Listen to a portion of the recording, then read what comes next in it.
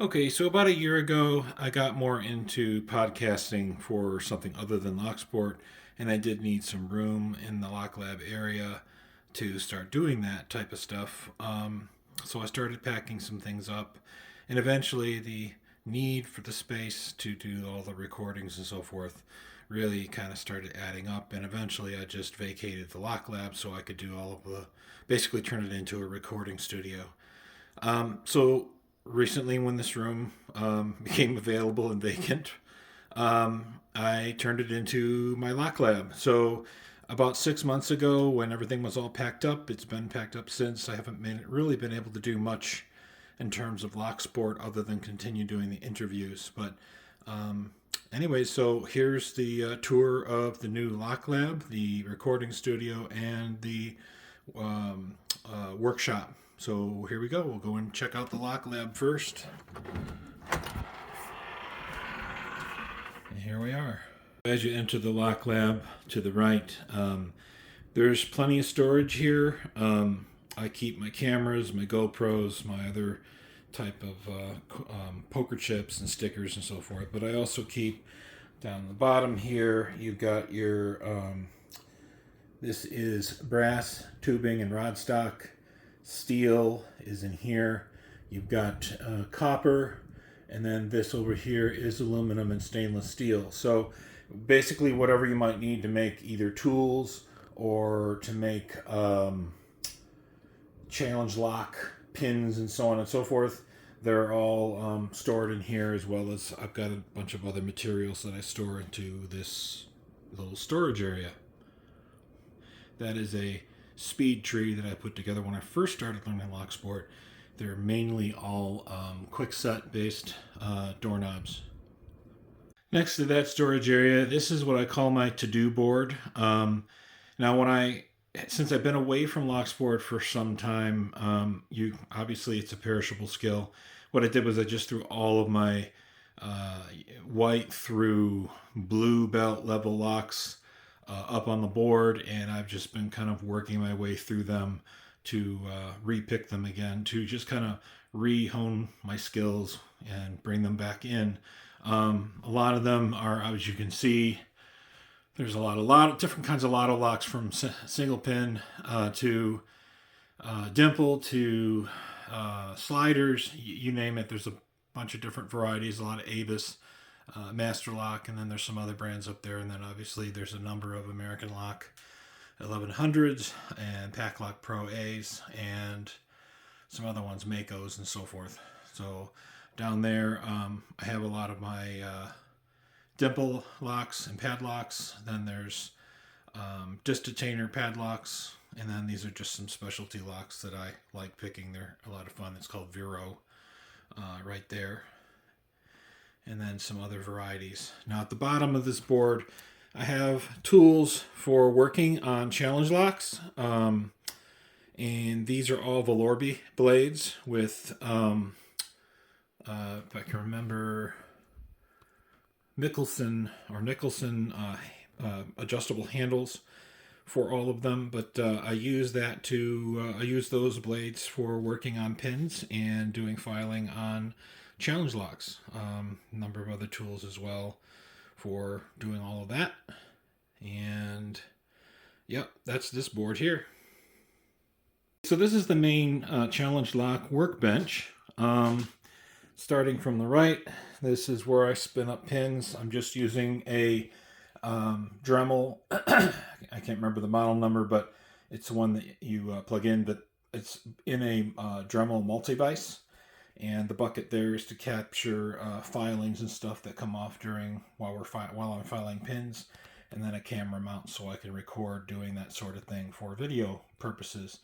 And then going over here, little microscope that allows me, I can take pictures and video with that. If you want to examine something under the microscope, you can video it.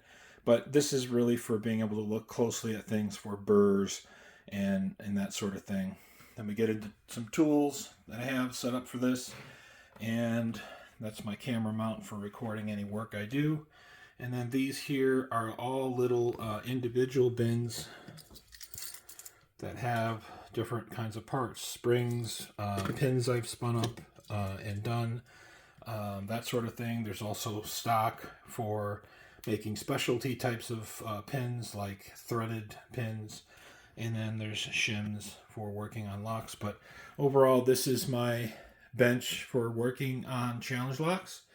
I do have some other supplies. These are ones that I've geared up for working on next, and just going through that. So that's essentially the challenge lock workbench. Okay, so in order to do my videos I do for my channel, like how-tos, pick and gut and belt videos, whatever, I use this bench here that has lighting for it and camera mounts and so forth.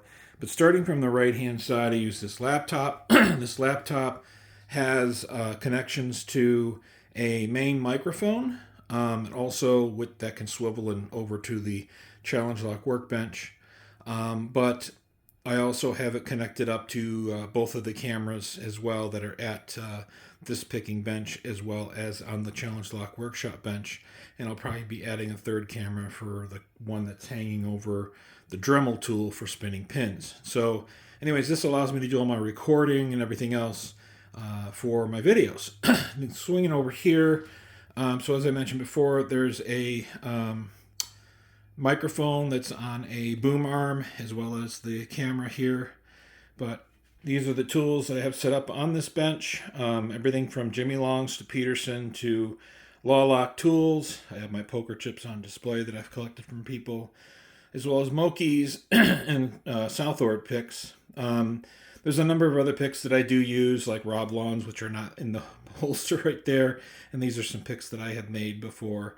But those picks, I also have additional picks, the Apex set, a bunch of CI picks and so forth. There's Sparrows and a number of other ones that I don't have out right here. But this is where I do my recording of my videos, and tools for working on locks as I go. And that easel there is for me to put scripts on. So when I'm doing an educational type of video, I can read from that and be able to stay consistent. Anyways, this is the main workbench. Wanted to point out one more thing. These are articulable arms for GoPros or any other camera you want to connect to it. They're connected to the wall here, and they're a hard mount so that they basically, if you bump the table or anything, it doesn't shake the camera. Same thing with this one, is on its own arm, as you can see. And there's another camera right here that is also on an arm that can be manipulated and put into position. Anyways, that's my picking bench I use for recording videos. To mention, over the picking bench is this lighting I've got set in two different tiers to try and get a disbursement of light onto my recording area. Here is the defeated board. So basically I showed you the other board, the to-do board, where I had put all of my locks back on and I'm working through them. These are the ones I've had time to sit down and just get picked through. And then this board will obviously grow pretty quickly, and then it'll become the to-do board, and the other board will be the defeated board because it's bigger. But anyways, this is kind of how it's going at the moment, and that's how I'm kind of organizing this. This board is what I call my journey to black. On the bottom are a bunch of purple belt locks. I figured I would get through all of those real quick, and then I'll start on my browns, reds, and blacks. So these are all purples down here. These are all brown belt level locks, and then there's some red belt level locks, and then these are black belts on the top here. Now, I did want to be able to recognize everybody that sent me stickers over the last couple of years. I put them all up on a board, and I put them up where I can see them every day when I come into the lab. And I'm going to say, if your sticker is not on this board, please send me your sticker, and I'll be glad to get it on the board. Get in touch with me if you need my address, and happy to provide that. This is just some additional storage area. They're a little bit larger drawers than in the other storage units I have, but I can keep all the extra vices and other stuff on this, and it just gives you a little bit of extra space to put things in. This is my vintage and antique lock collection. Started this back in 2022 and collecting some of these. And I do have a number of them in a bag there that I need to get back to and kind of rebuild and repair to get them to be functional again, if possible. But I've done a series called This Old Lock that featured a number of these locks in it. So check those videos out if you're so inclined. Okay, so here we got some more storage, and I also have a television there so I can watch lockpicking videos and whatever else strikes my interest while I'm working on locks. Last but not least are my work stations that I put together so that you can basically, these are on wheels so they can be moved anywhere in the room you want. But this is a picking station here with single pin picking or tools. There's also dimple picking, and then there is disc detainer picking. But in there are different brands of picks and so forth to basically sit here and pick at locks if I wanted to. Also, on the other side here, this is a separate station here. This is for working on challenge locks. In here are springs, pins, mummies, magnets. I've got tons of different key blanks. You've got pinning kits, tapping tools, and a number of other tools that you might possibly want to use for making challenge locks. So this is a mobile station as well, and I can literally pull it up right to the challenge lock workshop bench, so it's right behind me, so I can grab supplies out of it pretty easily. Anyways, that's the lab itself. So let's go on to some other aspects of the studio. Okay, as I said before at the beginning of the video, I needed to make space to do recording for podcasting, and the Lock Lab was the only place I had to really do anything.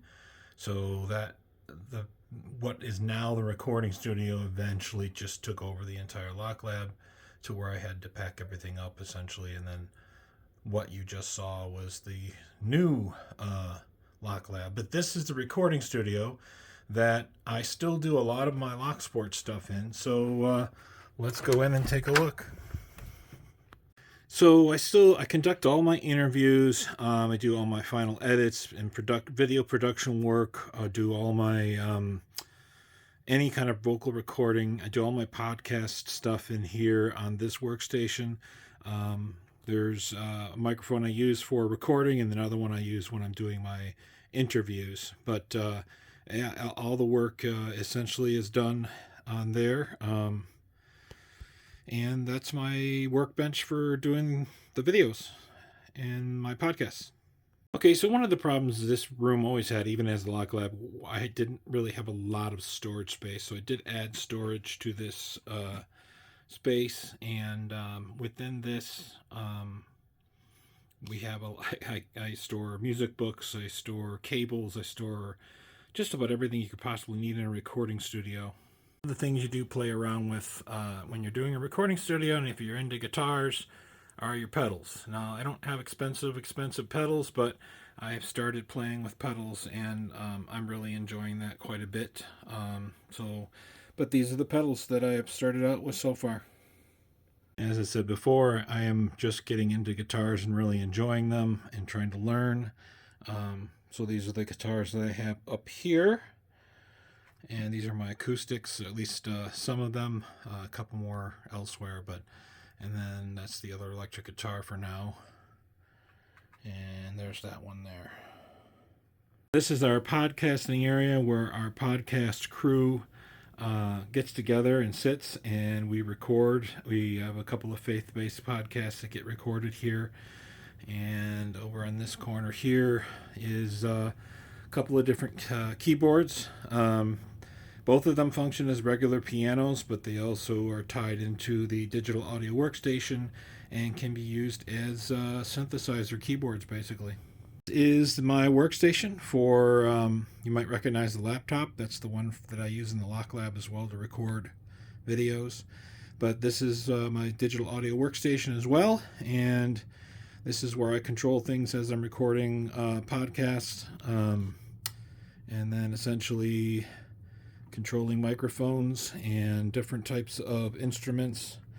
That's a drum machine, basically, a drum kit, analog drum kit, and the mixer that goes with it, the main mixer, and a mixer for microphones, and a couple more synthesizer keyboards. But that's my digital audio workstation setup, and again, a monitor or television for watching videos and other things.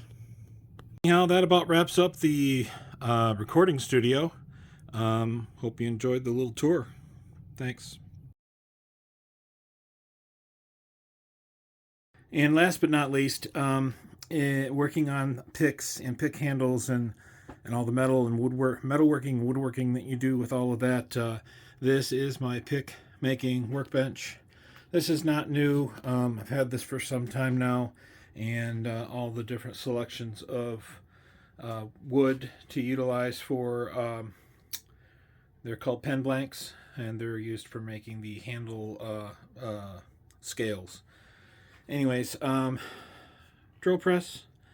I use this sometimes to do pins, but I primarily use the setup I use in the Lock Lab for making pins now, but it still occasionally can be used for that. This is a Dremel, it's almost like a drill press for Dremel. Anyways, bit of a sanding belt thingy, buffer, and then grinding wheel. And yeah, that's about it for the entire lab tour. Thanks for watching.